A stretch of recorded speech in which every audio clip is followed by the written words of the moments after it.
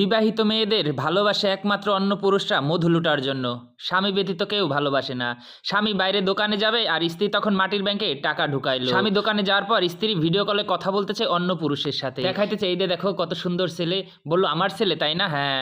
স্বামী টং দোকানে সারাদিন কাজ করতেছে, সব খাবার দাবার বিক্রি করা শেষে যখন স্বামী দোকান গুছিয়ে সব কিছু ঠিকঠাক করে যখন দেখতে পেল আমার সব কিছু রেডি, তখন বাসায় গেল।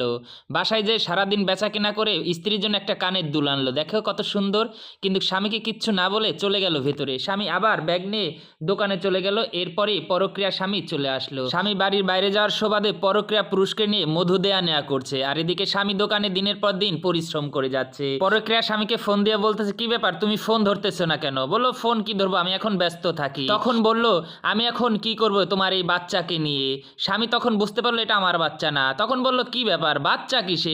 দুজনে মজা দেয়া নেয়া করছি, বাচ্চা হয়ে গেছে। আমি এইসব বাচ্চা টাচ্চা মানি না। স্বামী সবকিছু জেনে না জানার ভান করে বাইরে এসে দাঁড়াইলো এবং বুঝতে পারলো কথা বলছে না কেন। তখন দেখতে গেল সে আর দুনিয়াতে থাকতে চায় না, তাই ব্যবস্থা করছে। স্বামী হাত থেকে ফেলে দিল এবং মেয়েটি কান ধরে ক্ষমা চাইলো। একমাত্র বিবাহিত কোনো নারীকে যদি কোনো পুরুষ ভালোবেসে থাকে তাহলে তার স্বামী। অন্য কোনো পুরুষ যদি ভালোবাসে তাহলে আপনি যতদিন মধু দিবেন ঠিক ততদিনই ভালোবাসবে। ভিডিওটা ভালো লাগলে সবাই শেয়ার করে দিবেন।